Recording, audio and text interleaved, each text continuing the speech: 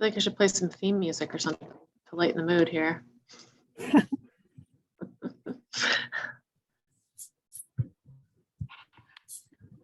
see. Talking Heads, Take Me to the River. Okay. All right, I can do that.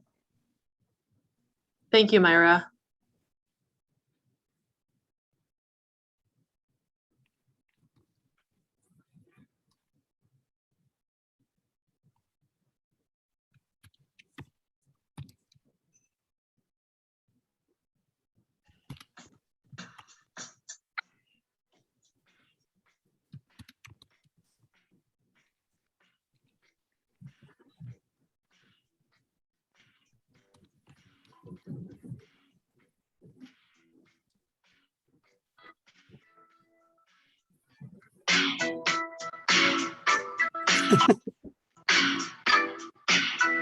I take suggestions.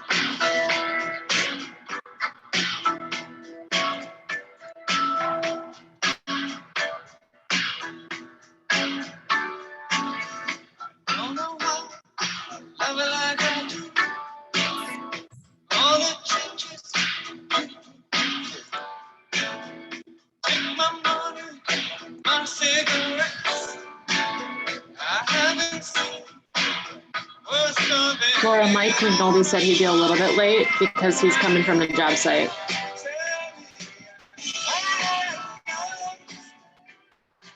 You need to add a verse to the song about shopping carts and tires, old tires and shopping carts. Take me from the river, Debbie. Take Me from the River, I like it. the remake. And then we just need to get one of those fish to sing it, like one of those bass, singing bass fish. There is one that sings "Take Me to the River," I think. Is Really that one bad? of those? It's like one of those fish that's on like mounted on a wall and kind of Yeah. flaps back and forth. Yeah. Yeah, Yes, I've seen that. they were very popular about 10 years ago, I think. Christmas Where they present. fell out of popularity. Yeah, they probably never totally go out of style, but I think they had a I think that's more like 20 years ago. was it 20 years? Who's counting? Billy Bass or Buford Bass? It was a singing bass, I think. Singing bass. I'm not sure why we don't have one of those in our office. You should get one. You could probably find one at the Goodwill. Yeah. That'd be the best way to do it. We can get one at Walmart for $20. No, don't do that. Hello, everyone. It's Irma. Hi, Irma. Hey, Irma. Are you on the call right now? Yeah, I'm on the phone. You're on the phone. Okay. Thank you. So I don't know if anybody has an idea about Melissa, or if we want to just get We can started. move forward. I can provide this recording to her for purposes of the minutes. Yeah, let me. Okay. And then I have to go before 6 because I have class at 6. So just so Yeah, and Myra also let me know that she has to leave at 6 for a meeting as well. All right, so we can get started. I think when Mike gets here, maybe we break in and we do the election, because that is something that has to be done today. Although we don't need anybody to vote on it here in the meeting. It will be good to everybody to know that. So I'll call us to order. It's 5:09 p.m. on December 8th. Oh, there's Mike. Okay, good. All right, so could you put up the agenda for us to review? Yep.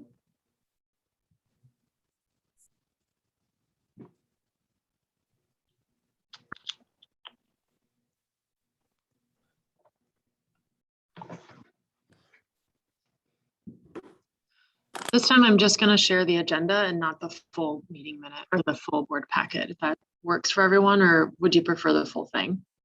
No, that's fine.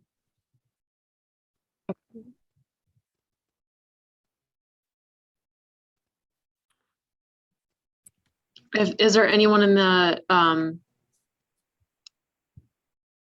the meeting this evening that's not normally here that would like to see the full board packet? Yeah, thank you. No, okay.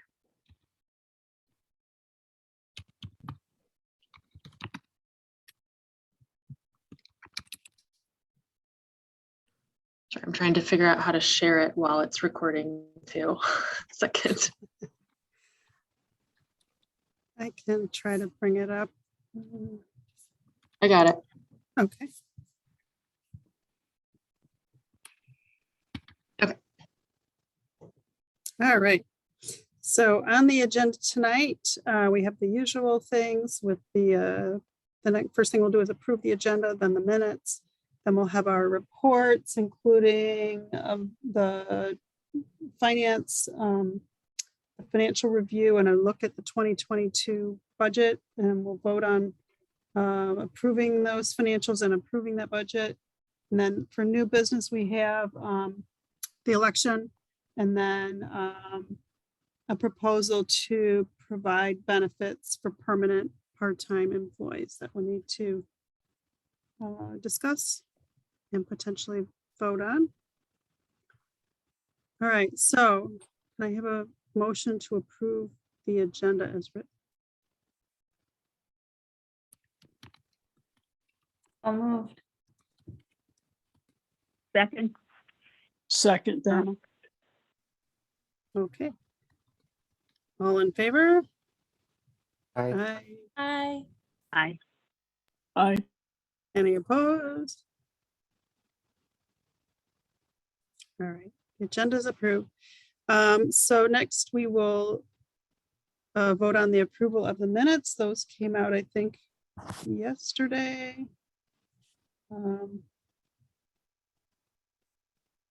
Anybody want to put forward the motion to approve the minutes? I'll make that motion to approve the minutes, Laura. Okay, any seconds? Second. Thank you. All right, any updates or changes that are required for the minutes?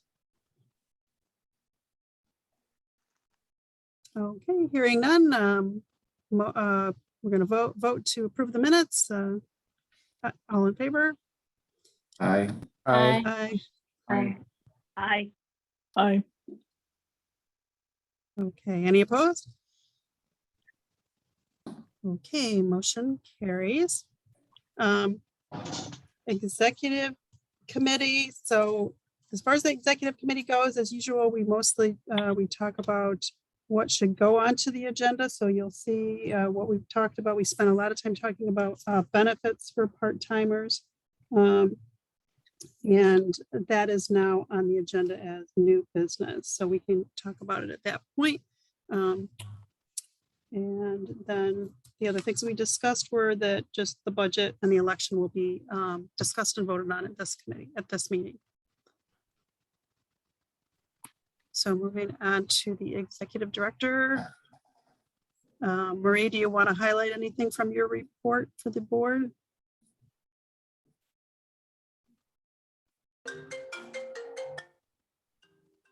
Sure, just a couple of things. Friends of the Rouge won the Better Business Bureau's Torch Awards for Ethics. So congratulations to the organization for that. Really awesome recognition. We've been working on the fiscal year 2022 Friends of the Rouge budget, which all of you were presented with. So we'll be able to talk about that later.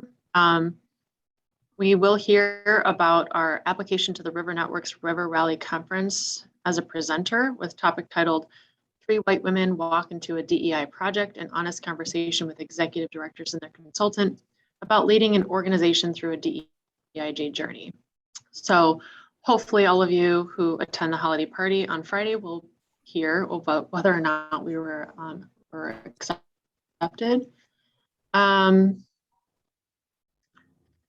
One thing I did kind of in that line, I did want everyone to know, as of this morning, Ann Brazy, the executive director of the Clinton River Watershed Council, has resigned her position.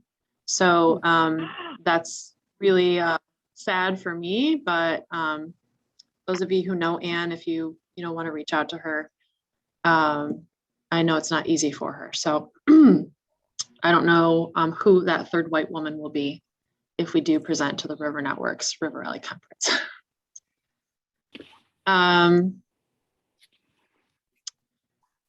What else?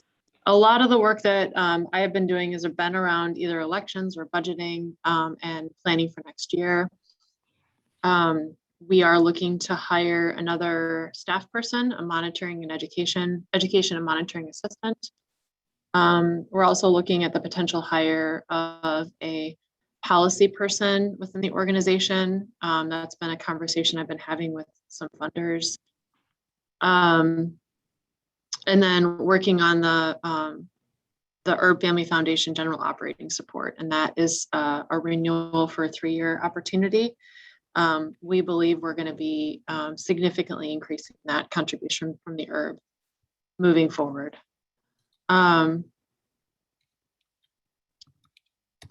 Anything else that's exciting?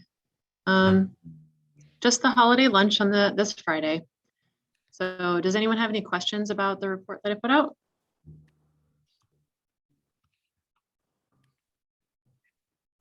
No, but it's exciting news about the herb potential. Yeah, there's So a good lot. luck. I hope. Yeah, I think there's a lot of really positive feedback from that. There's a bunch of other potential things in the works that I won't mention yet until they become a little further along, but I think the organization is really well set up for next year, fiscal 2022 and beyond. You will notice in the budget that we have almost doubled our budget from last year. Our staff members continue to grow, and the reach of our programmatic work continues to grow as well. So as always, I like to say I'm so proud of the Friends of the Rouge staff and the incredible work that they've been able to do. And then, just so grateful for all of your leadership and your dedication to this organization. It's just such an honor to work for this organization. So thank you. That's all I got. All right, thanks, Marie. That's a lot about your leadership too. If I were on Zoom, I could do little emojis, but I just wanted to say that. Thank you, Marie. Yeah, I can't say enough about just what Marie and just the leadership of Friends of the Rouge. It's just being on the board and volunteer for so long and just seeing the growth and the continuing blossoming of this organization is just overwhelming to me. So kudos and keep up the good work. Thank you, Sue. I appreciate that.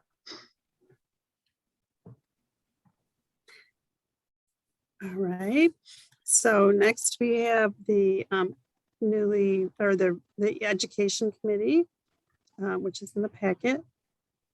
Are there any questions about that or any highlights? A couple highlights. The Rouge Education Program project was recommended for funding through the NOAA BWET grant. So it's another fully funded 2022-23 year for the REP. In addition, we secured additional dollars from Mercedes-Benz Financial to grow that program. And then we recently submitted a grant to the Watershed Council to expand that work into some of the more underserved communities in our watershed, specifically underserved and under-resourced, to continue our work around diversity, equity, and inclusion. That position would include education as well as monitoring and expansion of that program. So we're looking at a pretty flush budget for education, and then possibly the ability to hire another staff person.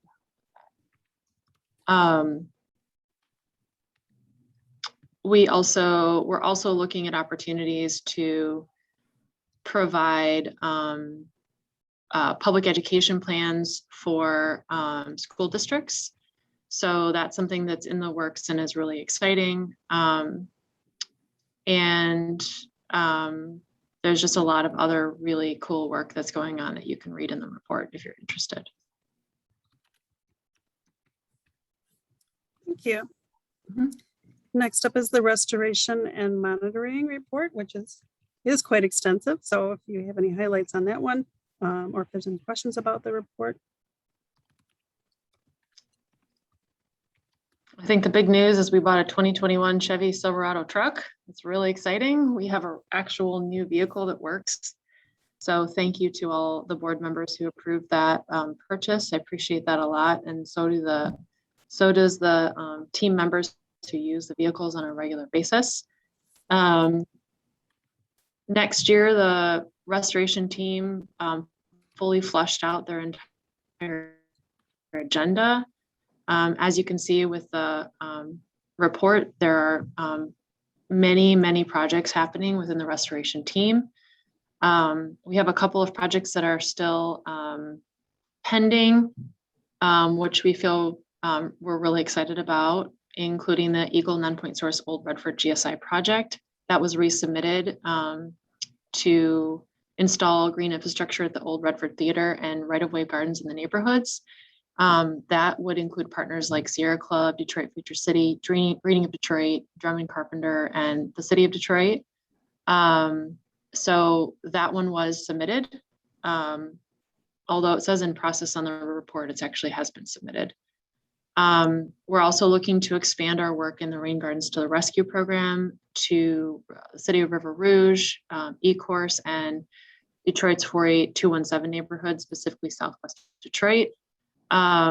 So we're excited about that opportunity. That's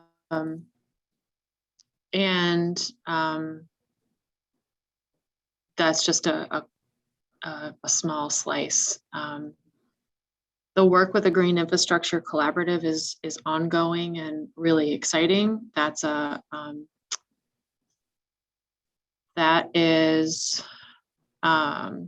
working with the Huron and Clinton River Watershed Councils as well as Friends of Detroit River to create a collaborative social enterprise, which would provide green infrastructure services, including consultations, build outs, and maintenance, both on the residential, commercial, and municipal markets. We have about $90,000 in funding that we've been able to compile from 3 different sources. And so we're working with the West Michigan Environmental Action Council out of Grand Rapids. And that work has been going really well. So we do have some preliminary outcomes from that, and we will be rolling out a public input survey within the next couple of months, I believe. In addition, our parking lot project is complete. We had over 600 volunteers help plant over, I think it was 20,000 square feet of rain gardens. It looks awesome, and it even looks beautiful in the winter. So if you want to come out and check them out, please do. It's very cool. I actually just got numbers finalized from total volunteers in 2021, collaboratively across all of the programs. We've had close to 7,000 volunteers this year. So that's a huge record for us. People wanted to come out. So, a lot of those were from the restoration team and the projects that they've been doing. About a little over half of them were from that. We're also developing a green infrastructure map, which is really cool. There's a skeleton draft. You can click on the link in there to check it out. Washtenaw County has really invested heavily in supporting this map. They were working with their GSI staff to complete the dashboard. SEMCOG has also expressed a strong interest in the effort, and they're going to support us with some videography in August of next year. We are targeting a soft launch of this in February of 22 to internal to the watershed groups and their supporters, and then a hard launch and a significant marketing effort in April of 2022. We've done 2 Master Rain Gardener courses this year with over 33 participants, which we see as about 30 to about 30 new rain gardens being put in because of that effort. The list goes on and on. We're working with Henry Ford Health Systems to build 2 large rain gardens in Detroit and over 240 trees in South Dearborn. We're working with the Alliance of Rouge Communities on their Great Lakes Restoration Forest Service grant to design and install rain gardens at Plymouth Municipal Yard, Southfield Civic Center, Newburgh Lake, and a few other smaller projects. And we're also working with the folks at ECT to support outreach and engagement efforts for a Great Lakes Restoration funded initiative called the Johnson Creek Intercounty Drain Outreach Engagement Project. So Friends of the Rouge's role has just really been the outreach and engagement piece of it. And we have another event that's scheduled for December 14th at 7 p.m. at the Northfield Township Hall in person. So that's been a great partnership. And we have some additional fee-for-service projects happening. And then our store, just to kind of round out the year, in 2021, our Rouge store saw over $40,000 in revenue for 2 spring pickup events, which included a rain barrel sale in Beverly Hills for Earth Day and a rain barrel and native plant sale in Redford on Rouge Rescue in May. So next year, we're considering the event on a larger scale in late May or in June, rather than 3 individual sales. Because the first 2 sales are kind of close together, we didn't see a huge Earth Day turnout. And so we're moving through that space with the GSI collaborative and seeing what works best. But I think it's sort of a wash in terms of staff time and resources. But we do feel very strongly that it does help push our mission forward and getting rain barrels out and native plants out to folks that might not otherwise have an opportunity to get those resources. So overall, a success. And I'll stop there. Any questions? This isn't a question. Hello? Yeah. Hi, Paul. So this is not a question, but for the Redford Theater project, I know a guy, I'm on another board with a guy who runs an organization that's really focused on that area there. He owns the Masonic Temple building right there and a few other buildings in the area. His name is Tom O'Brien. So they're very actively working around, sort of redesigning that whole community to make it more sort of walkable and friendly and stuff. So if you want, I don't know if you already have that connection, but if you want it, I certainly could connect your planning group to them, because I think they would appreciate it. Yeah. Please do reach out and maybe copy Cindy. I don't know which staff member is assigned to it. Oh, Marie. Irma. Yeah, Irma. We have been in touch with Jim, and we did a walk around his property and talked about some possibilities. So Cindy is definitely in touch with him, and we've had some conversations. Okay. But yeah, great Yeah. resource. Thank you. Yeah, and hopefully too, the Redford Theater volunteer board is in the mix with this as well. I know it's been a tough, few years for the Redford, just with the COVID pandemic, not being able to have as much in-person events, but hopefully their folks are at the table as well. Oh, absolutely. Yeah, they're really excited. Yeah, Steve Overstreet would be one of those folks that would be. I know he was involved in the initial contact, so hopefully Redford's got somebody on the board with that. Thank you, Sue. And Paul.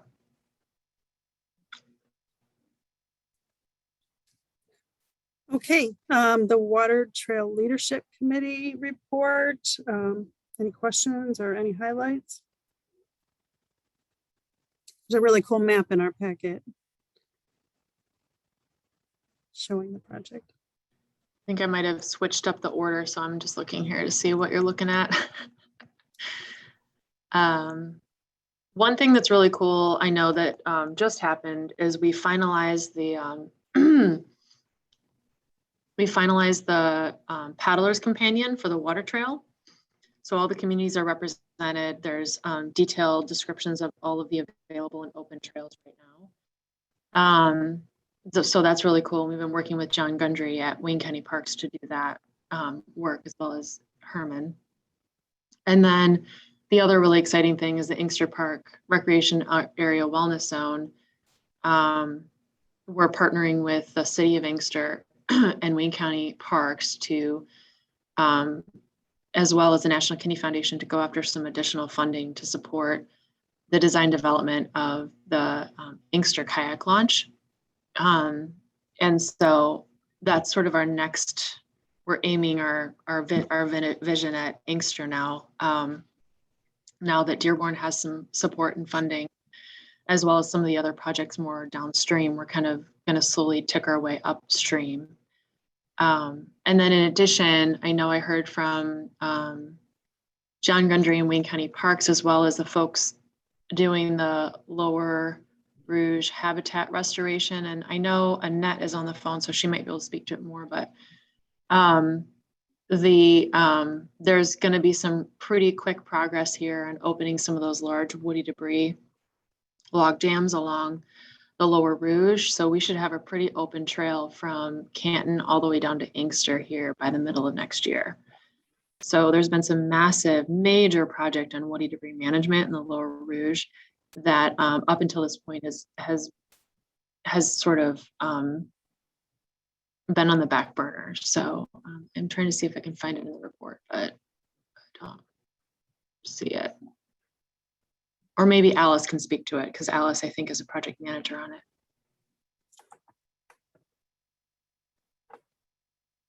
Yeah, I am not project manager and I'm not involved in that piece of it, but however, I do know that a contractor was selected for the work, and I do believe he's even started to mobilize. So, and I can't remember how many, if there are 8, something, I want to say 8 major log jams that are being targeted for this effort in that Lower Rouge Greenway area. So that is happening, and we should see that progress, like you said, very soon. Great. So Brandy put in a message in the chat because her headphones aren't working. She asks if there's any feedback from the change with Rouge Rescue and communities not being able to use that brand for their events. Oh, who asked that? Brandy. Oh, okay. So we're talking about Rouge Rescue now. She just put that in the chat. Okay. Back from the change with Rouge Rescue and communities not be able to use the brand. I'm going to go. Oh, okay, Brandy. Yeah, that's a really good question. So Rouge Rescue 2022 is going to look a lot different than it has in the past. Although the last year, 2 years has looked really different anyway because of COVID. And now all my meeting minutes are blank. Weird.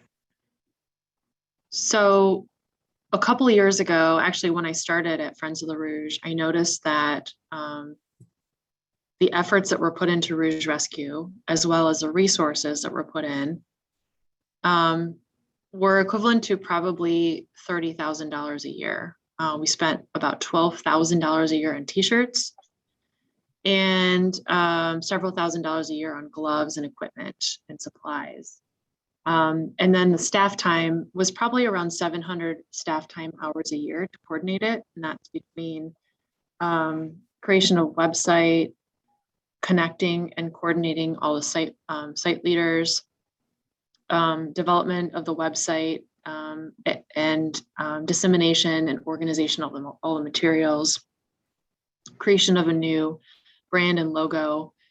It was probably about $15,000 worth of staff time for a really robust Rouge Rescue with about 30 sites.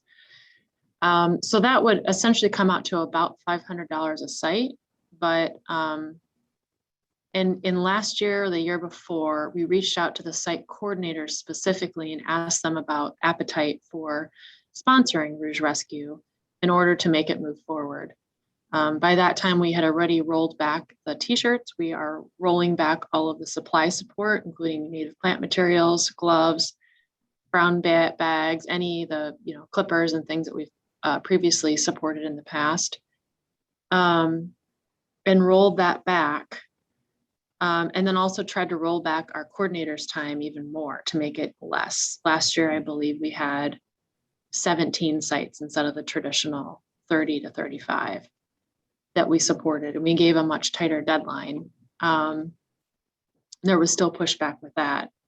But at the end of the day, the bottom line doesn't meet the pitch, right? And so we decided this year, after receiving significant feedback from site coordinators that they would not be able to support financially, at least in the model it was, Rouge Rescue. And the other caveat is that we can't just site by site support individual communities at $500 a site. When we do corporate trash cleanups and other things like that, we have what's called corporate engagement, environmental corporate engagement opportunities. And for an event like that, it costs the organization $1,500 to put on. So either sites individually would cost $1,500 each, or alternatively, it would have to collectively be at least $15,000 to run Rouge Rescue at the very bare minimum. The other part to that is that chasing down all these people for small amounts of dollars is a huge administrative task. And we didn't want to confuse people. So there's that. And then in addition, we have found that many of the sites that were using the Rouge Rescue brand and the Friends of the Rouge's logo were not actually including Friends of the Rouge in the discussion or the mission, any mission moment that the actual Rouge Rescue was supposed to kind of push forward.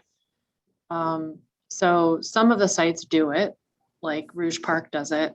The mission moment is held. And so it did feel like a Friends of the Rouge event in partnership with those who are putting it on. Whereas I've been to events at Rouge Rescue myself, I will not name the sites, but where I showed up and no one knew who Friends of the Rouge was. The event had no Friends of the Rouge brochures or pamphlets or anything. And yet we had donated all the gloves and the bags and all the things, and no one had any idea that Friends of the Rouge maybe even existed. And so it really began my brain thinking, like, what is Rouge Rescue? What is the purpose of Rouge Rescue? And so we as a team internally, especially Lara and myself and Cindy, began to talk about what is the value of that brand? And the value of the brand is longevity, it's event recognition, it's brand recognition, something that's been built up over 35 years, and that Friends of the Rouge has ownership of that. And if the events that are being held are not recognizing the organization and the work we're doing and moving the mission forward, and they're not supporting the organization in any way, either financially or in even just in name when they're at the event, then what is the value to the Friends of the Rouge to continue that work in that way? We're never going to discourage communities from hosting their own cleanup events, ever. That's an amazing thing for communities to do, or individual volunteers or other nonprofits. But I think that we're trying to take a step back to really demonstrate the value of that brand, because I don't think people have shown reciprocity and value for that brand. And so pulling it back, I think, is making everyone have a conversation about, well, what is Rouge Rescue? What is the value of it? And how are we delivering this really incredible regional effort? And being mindful about how we're using that brand. And so In 2022, the plan is to host dozens of events across the watershed in different communities all over the Rouge watershed, all of which are Friends of the Rouge led, whether it's stream monitoring or K through 12 education or paddling the river or putting in a rain garden or removing invasive species. These are Friends of the Rouge led events. And we are going to involve all the community partners, whether it's a municipality or nonprofits or other stakeholders in that work, but that we want to reconsider Rouge Rescue as it was in the past, but it just wasn't working. The formula wasn't working, right? So we had to think about the next way that we're gonna move it forward. You know, a program is only as good as the audience and the market in which it lives. And if we are not adapting to the current market, we are shooting ourselves in the foot. All of our programs at Friends of the Rouge have modified over the last 5 years. And for that reason, we've grown and we've expanded innovation and thinking outside the box. And maybe we want to go back to something of what we were doing with Rouge Rescue in the future. But that has to be a really robust conversation with the communities in which we were hosting those events. And what is that value? So yeah, that's my really, really long-winded answer. This is something we haven't thought about lightly. And but at the very end of the day, the big piece is there wasn't enough money to continue it. So and we want to harness that brand for our own programmatic expansion. And if we want to extend that brand to communities to be part of that, we see that there needs to be a value added to that brand. And you know, that's a conversation that we can have in another space. So Laura, it's Advocacy with the ARC. I'm wondering if I can chime in at any point on this topic, whatever's appropriate.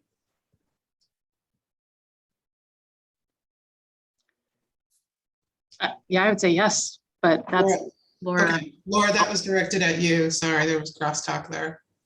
Sorry, I can't see who's talking because I can't see the whole screen at one time. Laura, it's Annette DiMaria with the ARC. Oh, thank you. Sure. Go ahead. Okay, is now appropriate time to chime in on this? Yes. Okay, thanks. The ARC found out about this the day before our last board meeting of the year. And there were a few communities that were pretty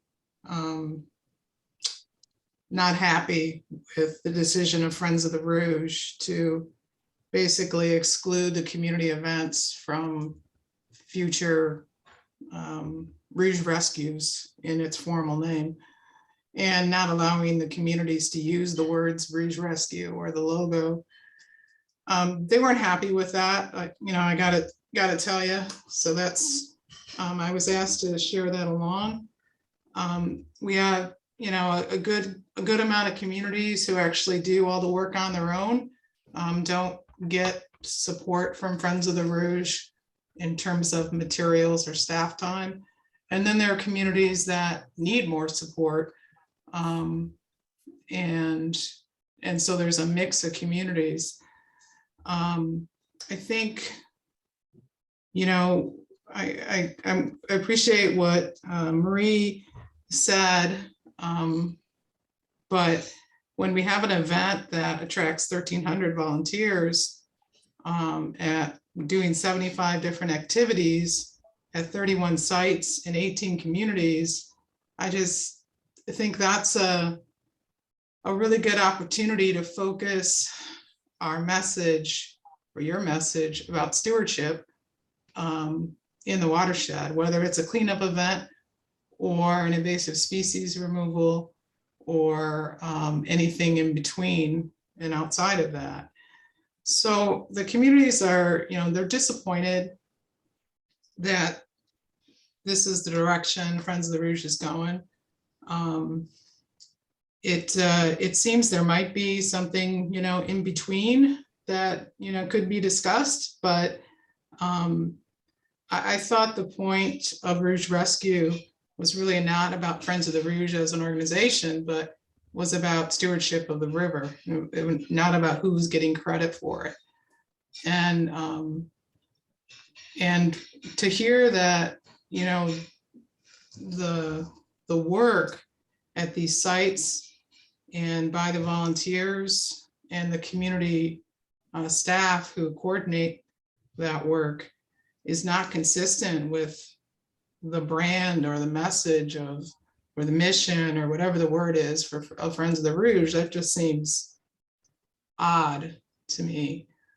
So I wanted to share that and kind of let you know what I heard from the communities. So I appreciate the opportunity to, Laura. Thanks. Yes, thank you for your input and that. I think maybe we have some more discussion about this in the executive committee. Mhm. I actually found my headphones, sorry. Didn't work. I was trying to talk earlier and no one was hearing me. So thanks for that explanation. I was just curious if you had gotten any response from anybody. I mean, Southfield has been doing this cleanup for 52 years. So we've always called it Rouge cleanup. Obviously we put, Friends of the Rouge and that information out there to the public and, include Rouge Rescue as part of our outreach message, but it doesn't really affect us per se in Southfield because we've always called it Rouge cleanup even after Rouge Rescue started. So that doesn't bother us at all, but I was just curious whether or not any other communities have reached out to Friends of the Rouge. I mean, I've had a few people call me specifically because I knew I was on the board, but and I sent an email out to Cindy and Jackie about some of the stuff. So I've not heard back from them, but I mean, I'm willing to sit down and have a conversation with you guys too on kind of what I'm hearing and stuff, if would be helpful moving forward. Yeah, I mean, I think that would be helpful. I definitely would like to entertain a shift back to kind of something that it was before, but that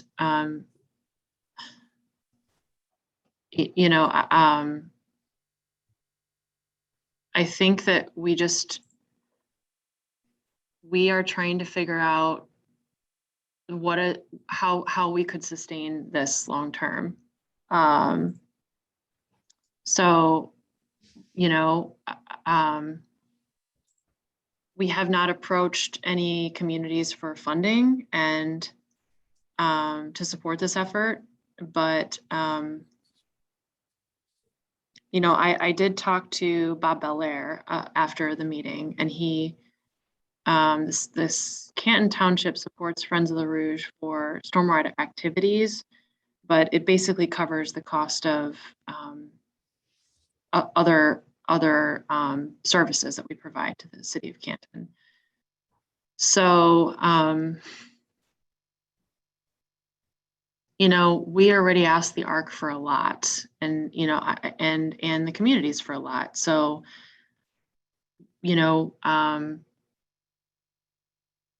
I don't know what the appetite for that would be, quite frankly. And maybe Annette, you would know more, Brandy, but I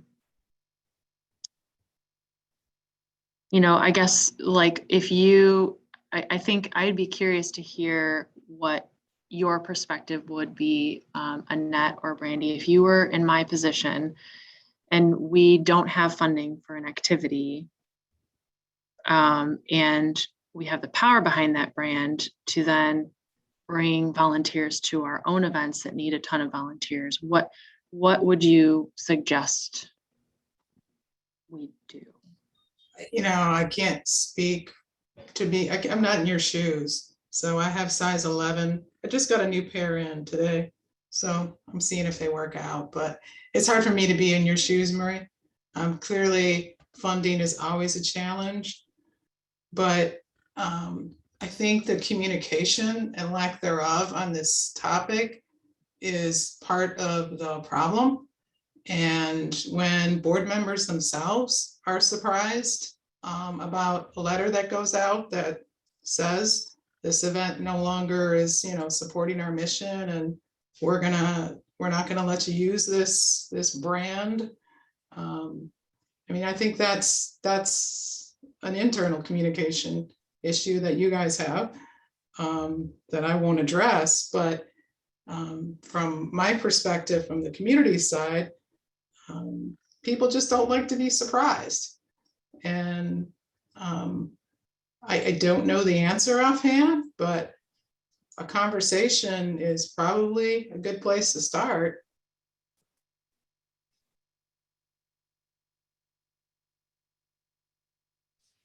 I'll just jump in real quick and just say, I understand, the funding and not being able to provide the support as in the past. And even the $500 per community adds up, and just the coordination and the effort that, Jackie and Cindy have to do every May, passing out all the stuff. It doesn't seem like a lot, but I know all the effort that goes into that, and it's a lot of time.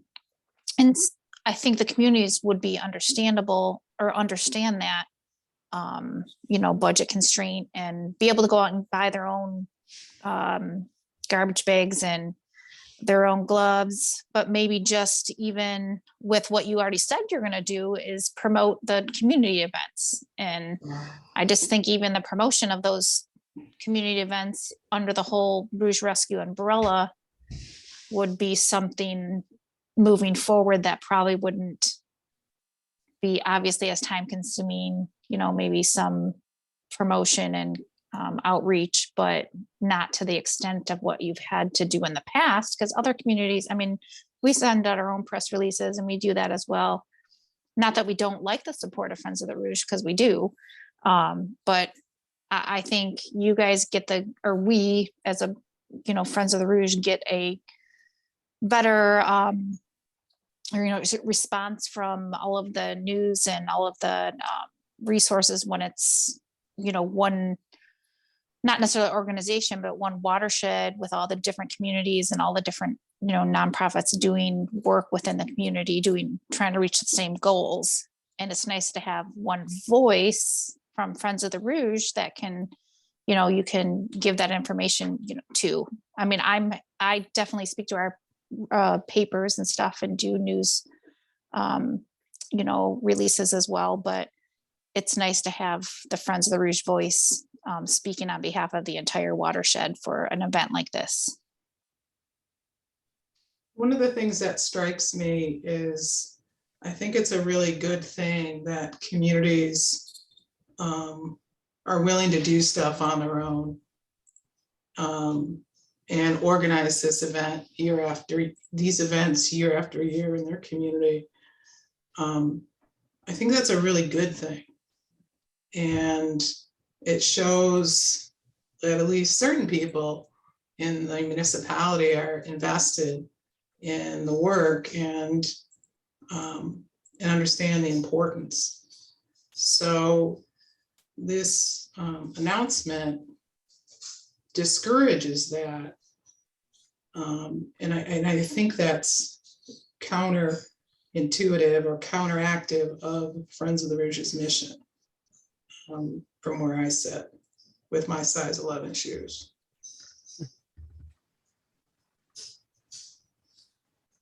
Well, thank you for your feedback.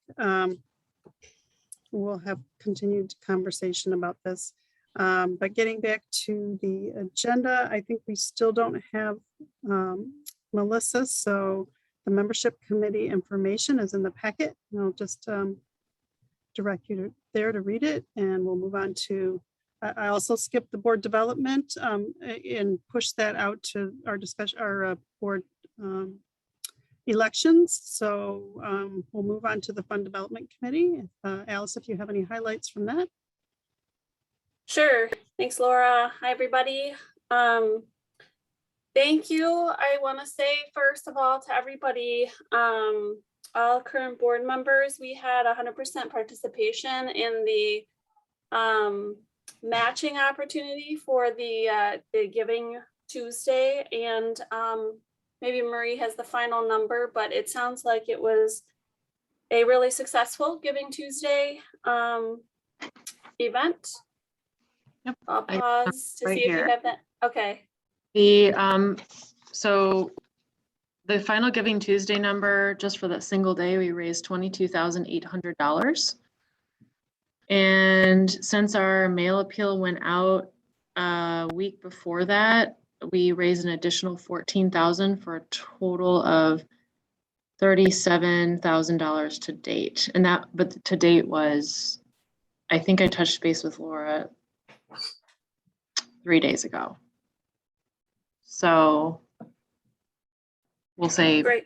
37. Yeah. Yeah, great. And I'm fairly certain that that is the most successful kind of year-end Giving Tuesday event that we have had. So thank you. I think it really says a lot to have 100% board participation. So I'm really glad we did that. And of course, we did have some corporate support as well for matching. And I think those matches really motivate folks to give. So thank you for that.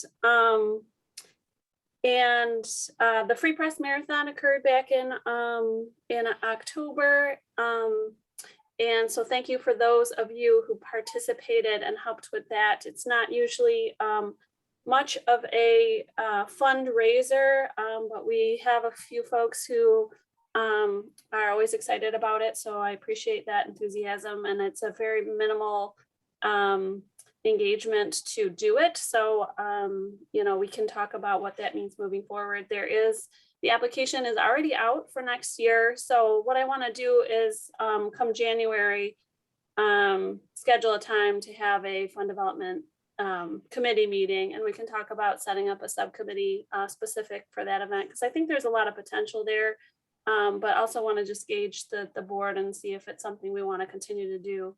So stay tuned for that. And I think that's it for now.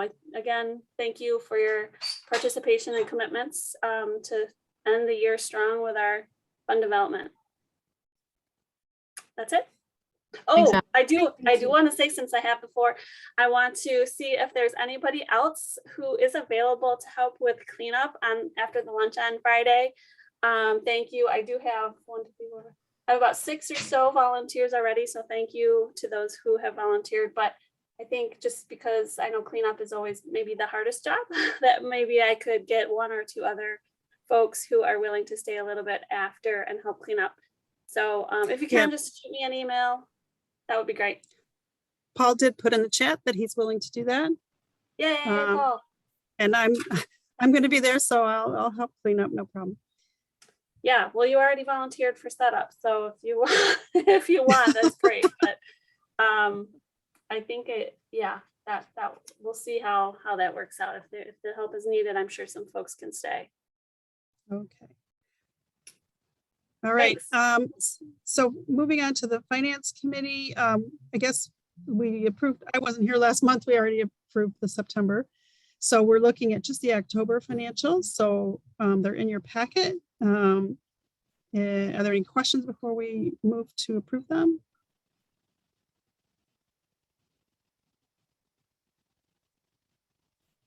All right, can I get a motion to approve the October financials? So move. Thank you, Sue. Do I have a second? I'll second. Thanks, Mike. All right, all in favor?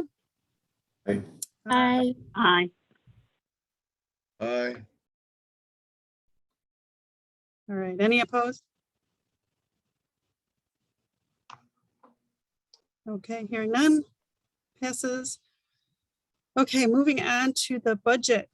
I'll turn over to Sam and Marie for any comments about the 2022 proposed budget.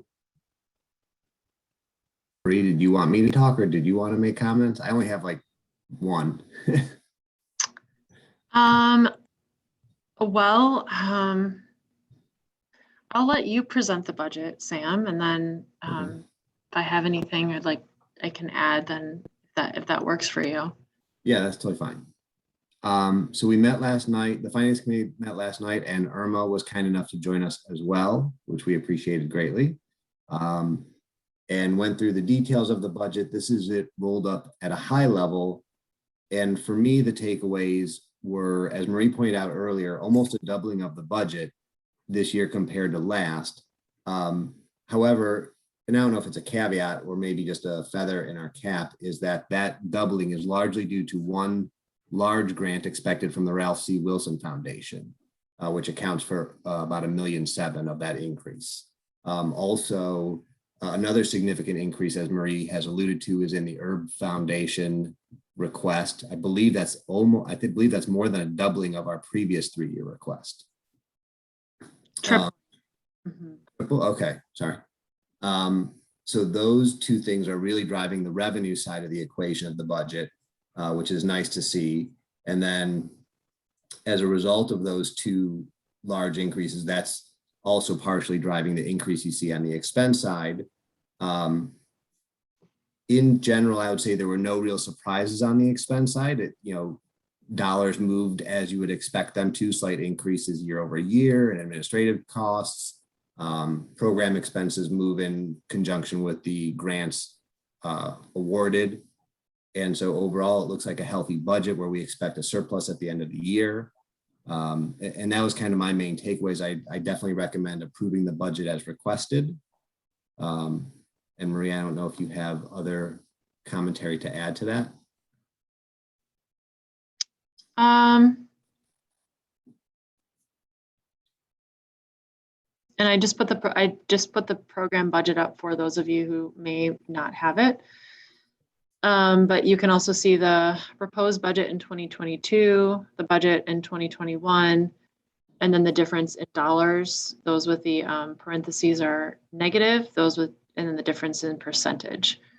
One thing I do want to just mention is that with our generally accepted or GAAP principles, generally accepted accounting principles for nonprofits, any income that is granted within a specific fiscal year must be counted for the following year and placed into release from restrictions. So you'll see that large number at the bottom in the middle in orange.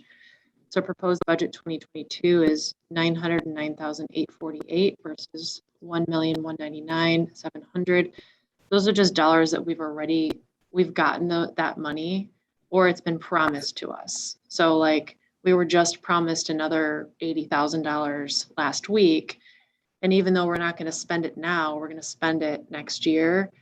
We can't put it in our proposed budget for 2022 because it's now released from restriction.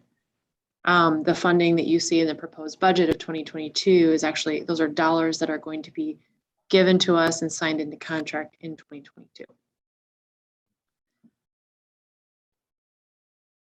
So there's that difference. The other thing I just want to point out is the total revenue has increased by 73%. And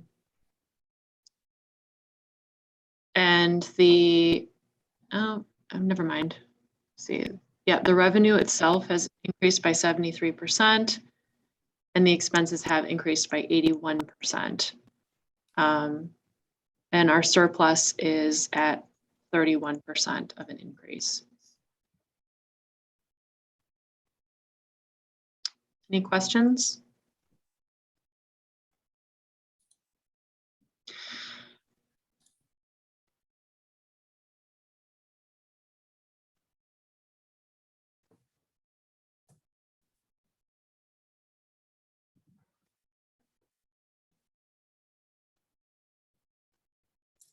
Good job. No questions.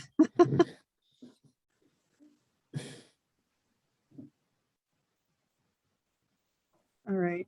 So it's time to vote on the budget. So do I have a motion to approve the budget for 2022? I move to approve the budget. Thank you, Sue. Do I have a second? I'll second it if I'm allowed to. All right. Thank you, Sam. Good endorsement from our treasurer. All right. All in favor, please indicate aye. Aye. Aye. Aye. All right. Any opposed? Okay, motion carries and the budget for 2022 is approved. Thank you, everyone. All right. I'll peek back at the agenda. Let's see. Okay, there's only the Advocacy Committee and I don't see Dave here. And I don't think I saw anything written up in the board packet. Do we have any comments about that committee? I have been trying to reach Dave about one particular request for endorsement from Friends of Detroit River. They're asking, well, it's actually Green Living Science and Councilmember Benson. So there was another dock collapse that happened on the Detroit River. And there's a request for a sign-on letter from Friends of the Rouge, as well as many other communities, to basically ban Detroit Bulk Storage Incorporated from doing business within the city of Detroit further along and along the Detroit River, to the extent the Inspector General's debarment proceedings may be necessary or appropriate. So I am not sure if this board is interested in supporting that request for barring this corporation from operating. The corporation has reportedly violated its permits and state laws governing operations, including but not limited to Parts 31, 201, and 301 of the Michigan Natural Resources and Environmental Protection Act. And this has resulted in 3 dock collapses within the last 10 years. It's in Wayne County along the Detroit River. So we were asked to sign on to this letter. I'm not sure if this board would like to. In some instances, when we're asked to sign on to letters like this, I feel pretty confident, like moving forward, saying, yes, this is something we can support. This one, I was not entirely sure about whether or not the Friends of the Rouge wanted to sign on to this letter. And this is from Council Member Scott Benson. He's with Detroit City Council District number 3. I think my reservations would come from the fact that it's not in our watershed. Okay. And I'm not sure in our advocacy if we are focused on just the watershed or if we're focused on the state or the 5 watersheds that are around us that we work with, or what the scope of our advocacy is. Laura, this is Mike. Is this the one that I swear I thought it was on maybe the mouth of the Rouge at the Detroit River? Is that not correct? One of them was. There was one just recently, I swear. I can't tell you the name of the company, but it was an aggregate storage operation. I know that for a fact. Seawall collapse. I mean, if the company's property is on the Rouge, even if this collapse happened on the Detroit River, then I think that would be appropriate. Right. I got a comment. I think the one that was on the Rouge is a different company. That because that would be closer to Zug Island. I think I heard there was one that occurred last year there as well, but this one, or the year before. So this one, Detroit Bulk Storage, they had an incident in 2019, which resulted in the city of Detroit creating a Detroit River Protection Ordinance, so that there could be more monitoring and fines levied if companies operating along the river, don't, exercise caution. And so but you're right. I don't believe this one is in the Rouge watershed. Detroit, the Friends of the Detroit River have signed on to it because Detroit River. But yeah, so I understand your reservation based on that. But as a partner watershed organization, maybe you'd want to consider it. Yeah, I would really like the input from the Advocacy Committee because that's their purpose here. So maybe we put that back to that committee to make a recommendation to us. I have reached out to Dave a number of times. As many of you are aware, he's transitioning in his role from the city of Dearborn to Canton Township. So he may or may not be responsive, so I haven't been able to get a hold of him very, very easily. I don't know who else in this group are on the Advocacy Committee, if there could be any thoughts or comments from them, but I know Irma, you are on the Advocacy Committee. I'm on the Advocacy Committee, and Sierra Club Michigan chapter that I work for, we have signed on to the letter. We worked pretty extensively on creating the ordinance 2 years ago, our environmental justice organizers. So, it would be great if we did, but again, I'm kind of biased. I'm biased because I work with Councilman Benson. He's the chair of the Green Task Force. I chair a committee. I have a much more vested interest and relationship. So, Marie, I'm for signing this. Just remember that the Rouge watershed is the part of the Detroit watershed. It's a major part of the Detroit River watershed. So I think there's a real close relationship. I think I remember where the location is. It's not too far from the Rouge mouth, but it's not there though, but it's not too far. It's just upstream from the confluence of the two rivers. That's right. That's right. I guess as being one of the people on the Advocacy Committee, but I'd like to hear from the other members that maybe still be on the meeting.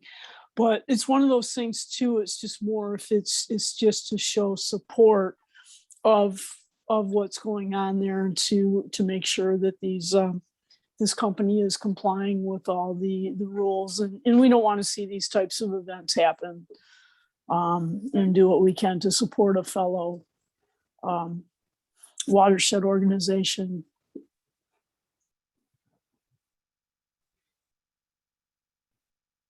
Yeah, I tend to agree that it might be a good idea to sign this letter. I'm just hesitant because we don't have our committee chair here to speak to it. Yeah, I would say because of the close proximity, it definitely seems like it's worth looking into, even though it's not part of the watershed, because it seems like it's a walking distance, if I'm looking at the map correctly. But I agree, I would definitely want to know more before saying anything one way or the other. But I do appreciate, was that Irma's perspective on it? yeah, thank you. I Do will. we have this letter? Maybe you could circulate the letter and we could do an offline response, Marie. And just as a caveat, I was alerted to this 2 days ago and then shared it immediately with Dave, and I haven't heard anything. And they wanted to hear from us yesterday. Mhm. So they gave us like a 24-hour turnaround. So I just as a caveat, I don't know if we can crank out a reply right away, but I will send it to the full board. Is that what you'd like to see? Okay. Yeah, I mean, have they written Yeah. the letter and they're just asking for our signature to that letter, or are they Yeah. requiring a response? Okay. So yeah, I think if we can take a quick look at that.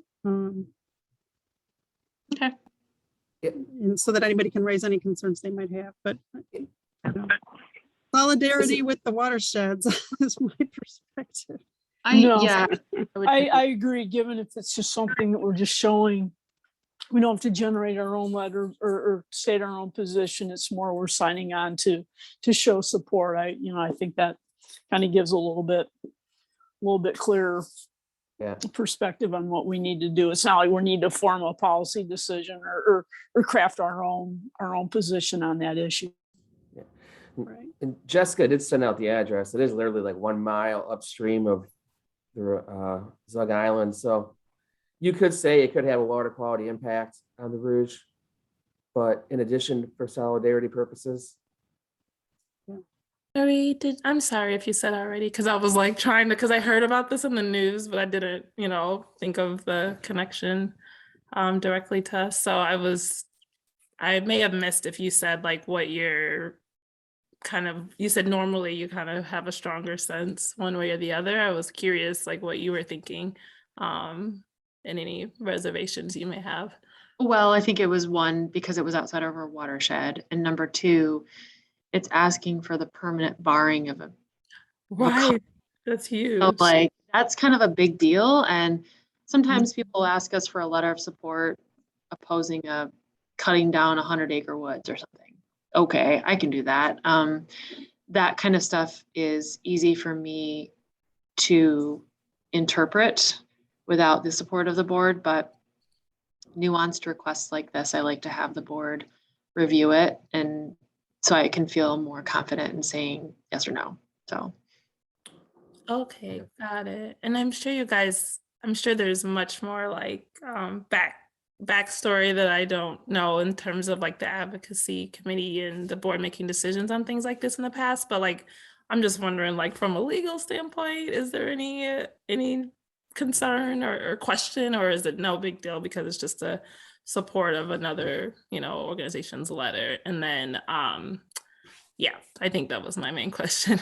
Yeah, so Dave Norwood is an attorney. He's not. Oh, he's the attorney. Okay, yeah, well, there we go. He's not a practicing attorney, but he is an attorney. And so it's one of the reasons why he chairs that committee. So that's why I'm so interested in his perspective.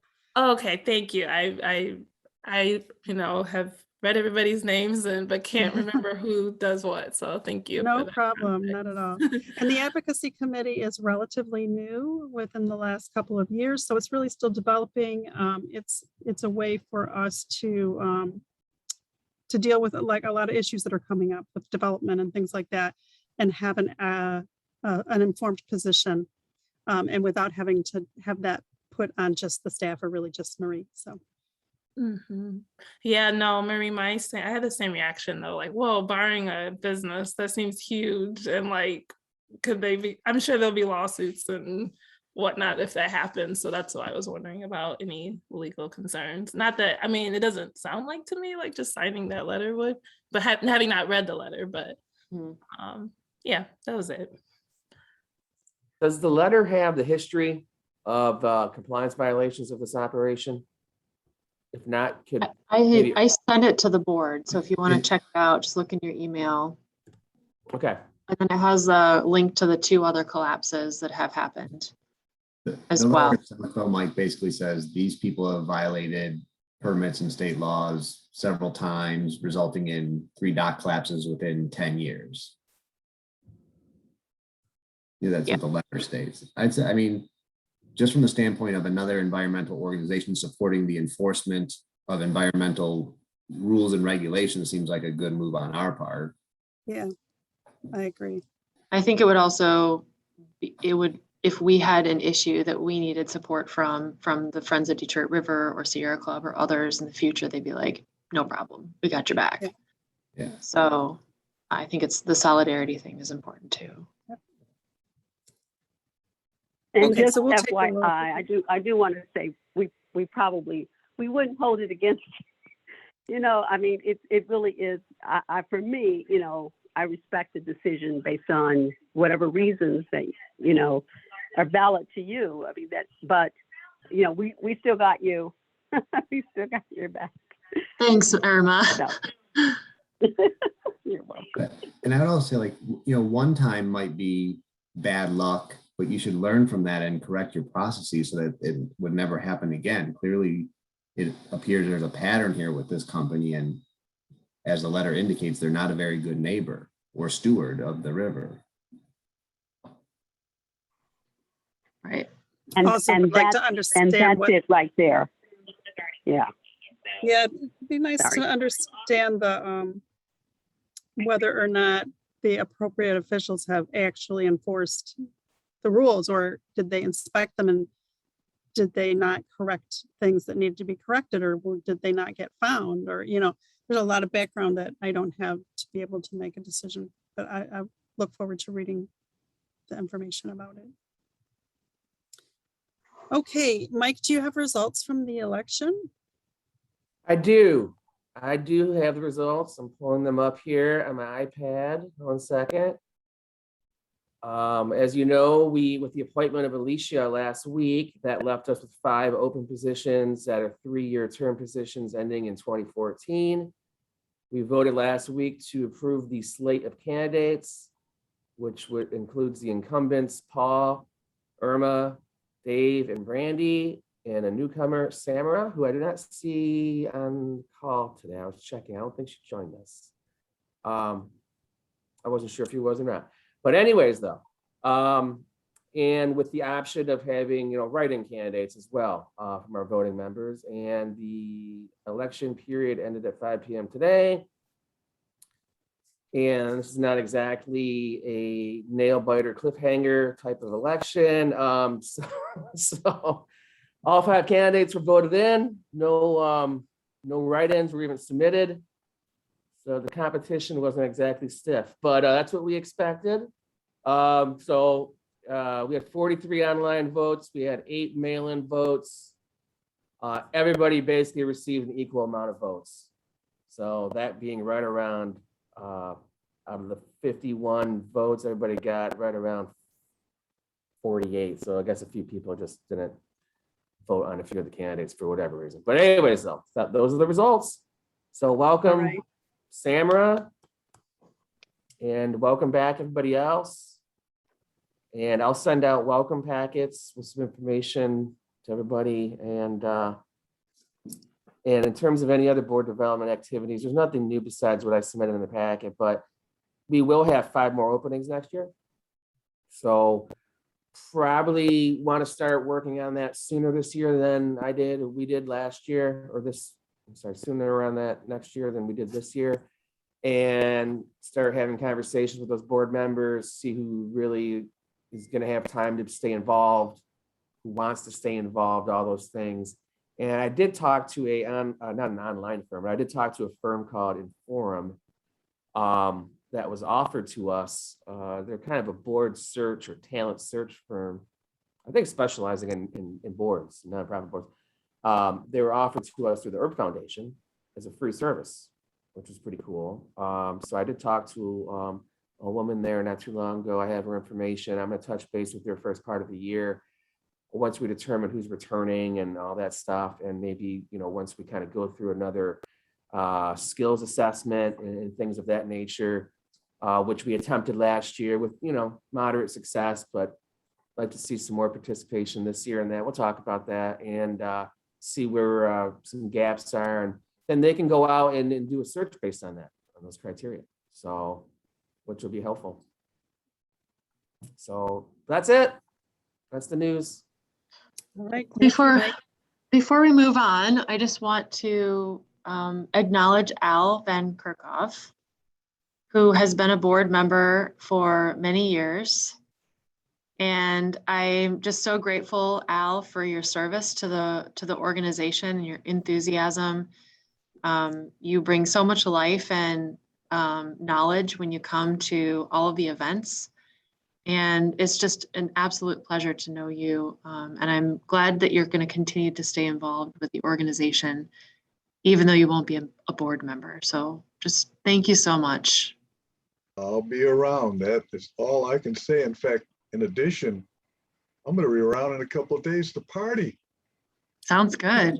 Oh, yeah. And I got one, I'm always, I thank you for, the kudos in that. But I wanted to mention, in terms of the, the company that's violated the Detroit River, and there's been cave-ins and that natural history wise, everybody knows I always get into natural history. The whole area that surrounds the mouth of the Rouge River used to be Paleo Lake Rouge. Remember, that's on the 3D model. The whole area going in the canyon and that all the way up to Michigan Avenue, that area is well within ancient Rouge watershed. So I just want to say that no more talk about an area like that being in and out of the Rouge watershed. It's part of the deal, let me tell you. So I am still going to be around, still going to be active. And in fact, I wrote down, I put down advocacy committee. I mean, I'm not going to be on a committee anymore with the board, but get involved with any gray infrastructure problems or ideas. Remember I brought up about we need to do something with the freeways. We need to, promote separating system. Anybody, and I'm sorry, I'm on the platform now. I'm going beyond, but check out along I-75 between the 696 interchange all the way up almost to 14 Mile Road, at least to where the Red Run retention basin is north of 12 Mile Road.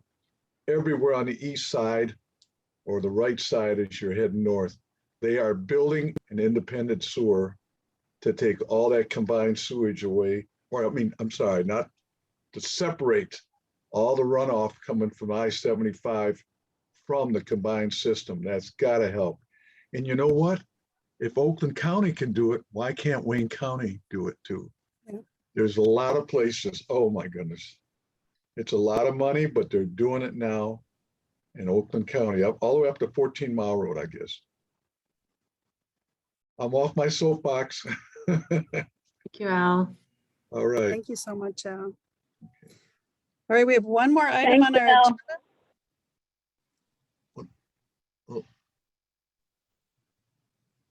agenda. I think that was Irma. Yes, it was. Thank you. Okay, we have one item left for new business, which is to propose providing benefits for permanent part-time employees. So this would exclude interns, and it would exclude seasonal workers. It would only include people who are permanently on our payroll, but they don't work a full schedule, but they work a fixed part-time schedule. Marie, do you have a summary of the benefits we discussed? Yeah, so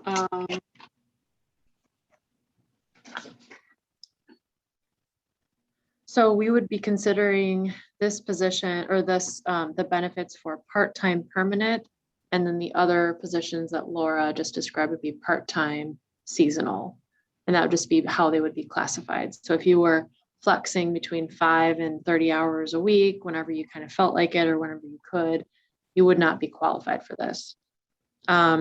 So the idea is to create benefits that make employment at Friends of the Rouge more competitive and more enticing to candidates. And so part-time permanent would be at least 20 hours a week. Those individuals would receive half of the designated Friends of the Rouge holiday pay. So right now, holidays are accounted for an 8-hour day. And so the part-time folks would get half of a day. So 4 hours for, say, New Year's Eve rather than the whole 8 hours. And in addition, part-time permanent folks would accrue half the time that full-time folks would. Full-time benefits right now start at 96 hours a year to accrue over time. And so they would accrue 50% of that. So in addition, the idea would be they would receive 50% of the taxable benefit, which goes towards your health insurance. But you, like the other full-time employees, you would have to provide proof of insurance if you decided to take the benefit outside of the organization. So we do offer Blue Cross Blue Shield cafeteria plan right now that you can apply those benefits to, or you can take the cash option, but in order to take it, you have to provide proof of insurance, and the insurance has to be in your name or your legally married partner's name. And so, like, for example, if you were a 20-year-old young person who was on their parents' insurance, that wouldn't count. So that would be sort of the summation of the benefits.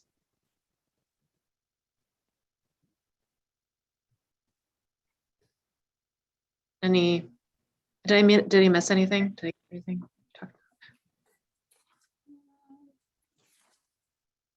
I think that's What about we sick leave? discussed.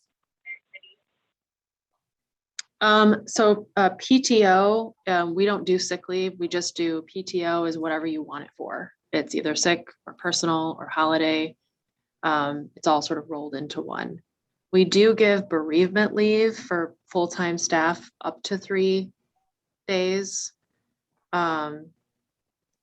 which we could maybe do at 50% if we want to do that, if it falls within their normal working hours. So we have a part-time staff person now who works only on Monday through Thursday. There's bereavement leave, there's that. The other things in question would be phone stipend. They already received mileage. But I guess it kind of depends, because the reason we give phone stipends to staff is because they're in the field all the time and we don't want to give them a Friends of the Rouge phone. The person we have part-time right now is not in the field. They sit in the office and their job is to answer the phone here in the office. How much PTO is it for part-time then, or is there PTO for part-time? There's currently no PTO for part-time. That's part of what I'm Got asking it. for here. So this would give PTO 48 hours accrued annually for part-time folks, Oh, which is equivalent to 6 days.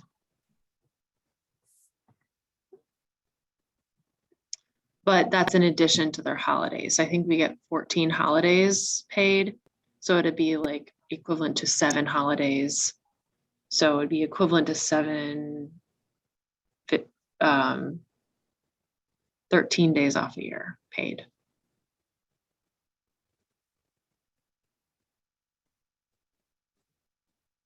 Yep, I'm in agreement, Marie. I think it's pretty generous. A lot of companies don't offer any of those benefits for 20 hours, part-time employees. So, I concur with Mike there. It's like most places, it's like they're trying to limit offering benefits to any employee, part-time employees.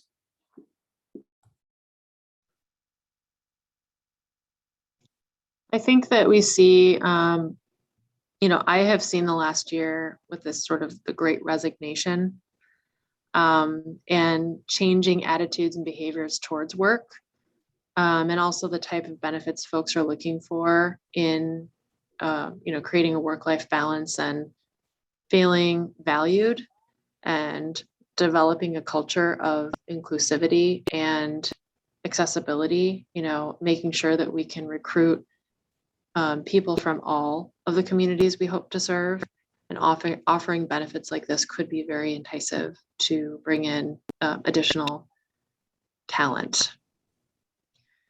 But also, I think in my mind, helps retain talent and entices people to stay long term.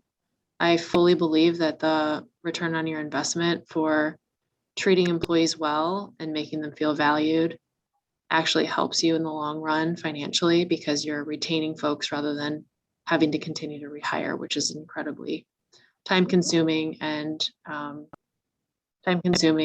financially consuming activity. Plus people just like working there better, and people are happier and all that stuff too. So No, it's definitely important to, they say people don't really care about, about pay. We do, but it's also important to know that your employer, cares about your well-being. And, and this certainly demonstrates that. So I think it's a great idea. Fully support.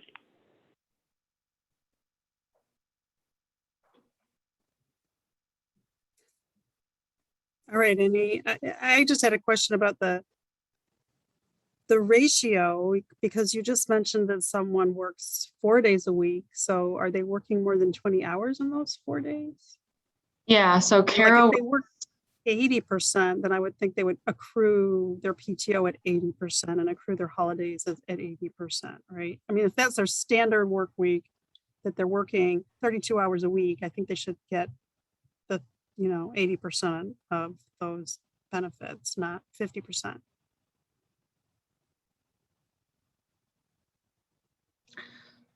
what, I mean, okay.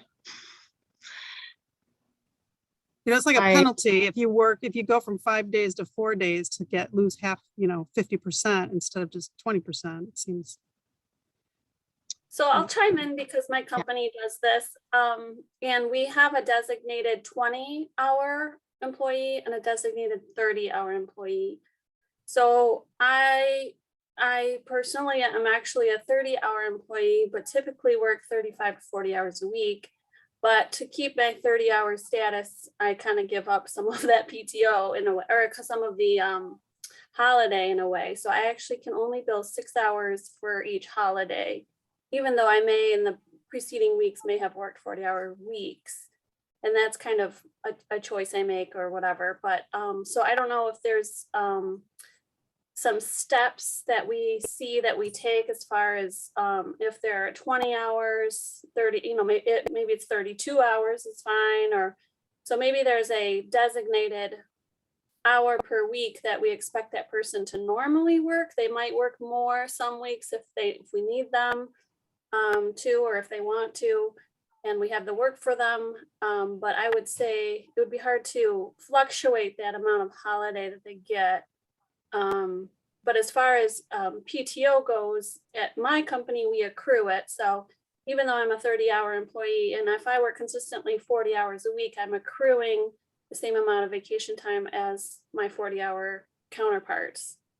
So that's a way of that working itself out for the PTO specifically. But it might get tricky if we would just have to define like, okay, so-and-so, you are a 32-hour employee, so you get, whatever that is of the holidays. Right. So it could be a range. Like if you work 20, if your schedule is 20 up, less than 20 hours, you don't get it. If it's 20 up to 32, you get this. And if it's more than 32, you get that. And if it's 40 in your full time, then so that would be 2 steps incremental between not getting it and being full time instead of just the 1 step. Yeah. So yeah, I would suggest, the 20 to 31 hours and then the 32 to 39 hours would be the 75%, and that would be the 50%. Yeah, I think that would be more fair to people that work kind of in between those two. Mm-hmm.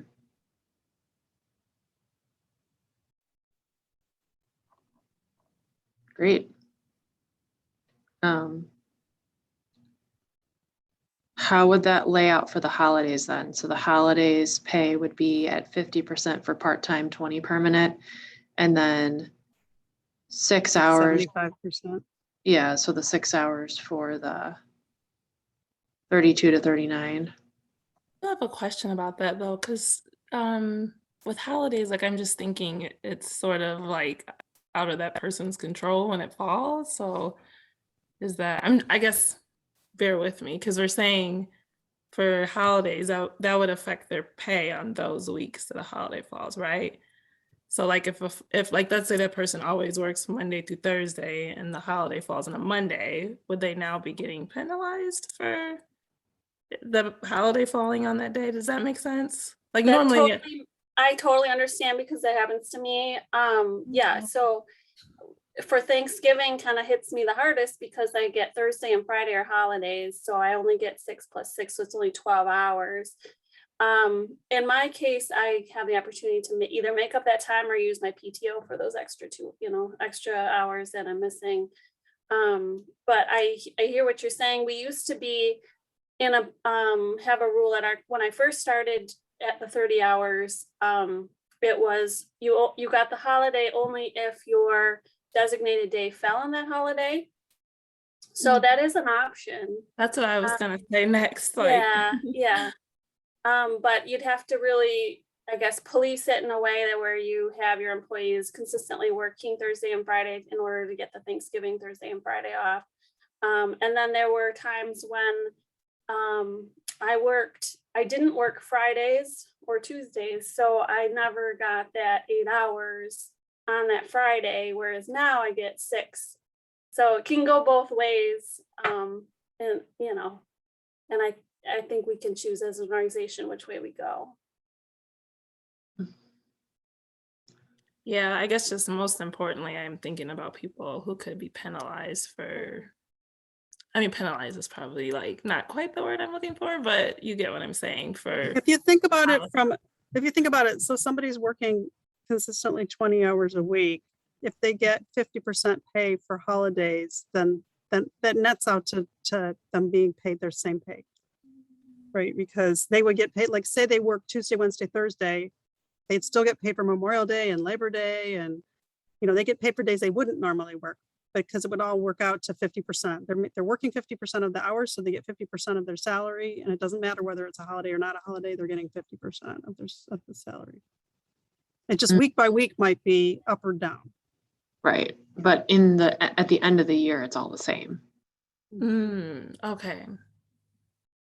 Because the proposal lets them get that holiday pay, even if it's not a work day for them. So they don't only get Got penalized. it. Okay. It cuts both ways. Okay, that helps. Thank you. I didn't think of it in the full picture. So I was just thinking, I mean, like, it just means obviously for the person, they'll just have to manage their financial planning. So, but I think I get what you're saying now. So. Cool.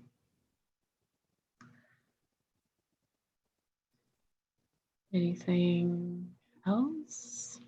Do we want, is this something we can vote on this evening, or is this something that we need to draft up and then have a formal vote on in January? I say draft it up, just so everybody's clear. Yeah. We've had a lot of back and forth. So. Yeah, good discussion. Great. But also in this case, I mean, if you're on salary, I guess it's kind of a difference between hourly versus salary, because I think like at my company with part-time arrangements, you're on a salary. If you're on 20 hours a week, you're on a 20-hour-a-week salary. And so your pay isn't going to go up and down based on what days are the holidays are. It would just be the same every time. So I don't know if that's a different way that we do the accounting at Friends of the Rouge, or how you do it at your company, Alice. Yeah, I can work. So like I said, I work more than 30 and I get paid more than 30. So that's the benefit that's why I continue to do that. If I need to leave at 3 o'clock and pick up my kids, I don't feel like I need to finish out the day of work, So that's the benefit, is that I have a flexibility, but working remotely at home, and I'm adding hours probably more now than I have before. I get paid up to 40. So it's kind of like a little bit of overtime for me, although it's the hourly rate. So I don't look at it as a salary. It's more of an hourly situation. Mm-hmm. But I can see, Laura, in your case, if you have people who are only 20 all the time, all year, it's like a half a salary, a full salary. Right. Yeah. Yeah, I think it would be harder for us to do it here because the demands change seasonally sometimes, and like Kara, the operations assistant, she's really going to be the most steady part-time person of everyone, and the other part-time folks we're hiring, might be 20 hours for most of the year, and then in the summer go up to 39 hours a week, and then drop in the winter to like 10 hours a week or something, so there's expectation of consistency, but there's also like just practical work needs, so yeah. It seems like that's maybe there would be a way to absorb some of the fluctuations with the actual seasonal employees and interns, and not take a permanent part-time person and having them have their hours change so drastically from one season to the next. And that's the hope with the permanent part-time folks. Like, and when I say folks, I mean, we've had 2 so far, and I think we'll bring on 2 more next year. So this is like a new thing. You know, we have like the seasonal part-time folks are like students. They're like at, you know, college, and they come in for winter break, and they work for 4 weeks at like 35 hours a week, and then they drop down to 5 to 10 hours a week until the summer, and then they're like back up again. And those are like the woo, and that's basically like we just take them when they can work for us, and we use them, and it's great. But and then we have, you know, folks who do like our fish surveys, or they do our seasonal work and garden maintenance, or they do things that are very seasonal. But this sort of part-time permanent thing is a little bit newish, like for us.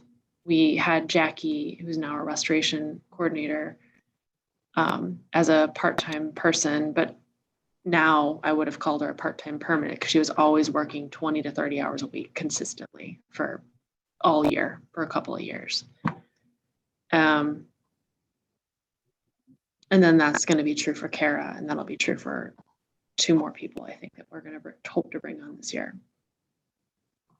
So this is sort of like setting a precedent moving forward. How are we going to benefit and reward these folks for their consistency, maybe?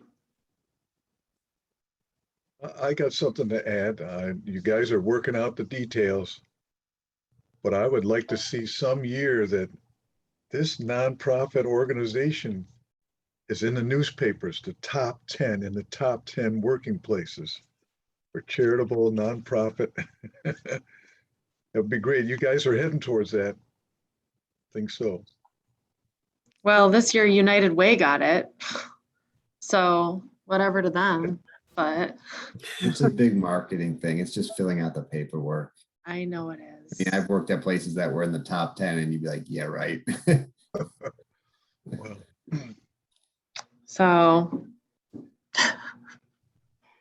Well, I guess my point was to the extent that these jobs are permanent and that their hours should be set, just to the same extent that a full-time employee's hours are set, so that they're not stumbling over these, 30%, 20 or 20, 50%, 75% hours, changing from season to season, right?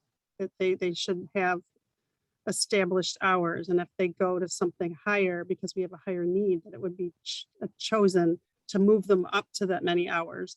And if we can't maintain that, then we fill in with seasonal type people that don't have benefits. But the people, because you don't want all this confusion with oh, I get paid less this week because it was a holiday and I didn't whatever, or oh gosh, I took a 20-hour a week job and now they want me to work 40 hours for 3 months. It's not really a part-time permanent job then.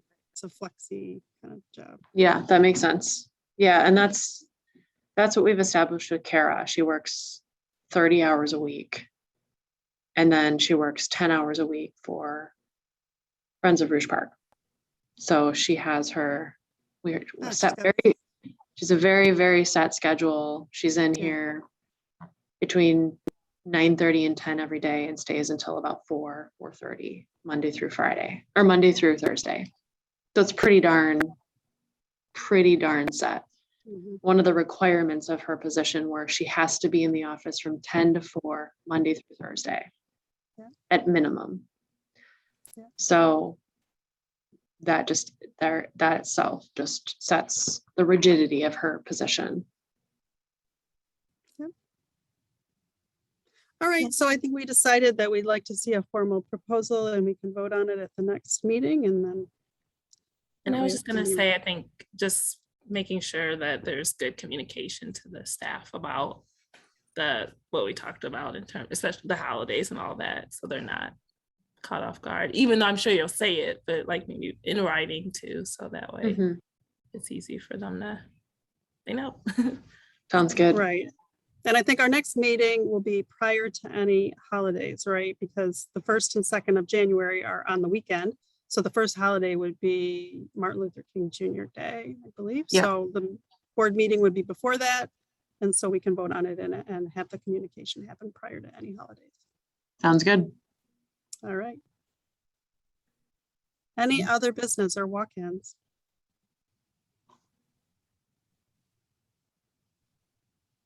Okay, hearing none, motion to adjourn. I'll move. Second. All right.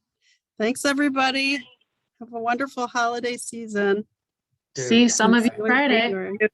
I'll say Oh, yeah, see you you. Friday. Yep. bye and hi. Take care, everybody. Bye. Bye-bye.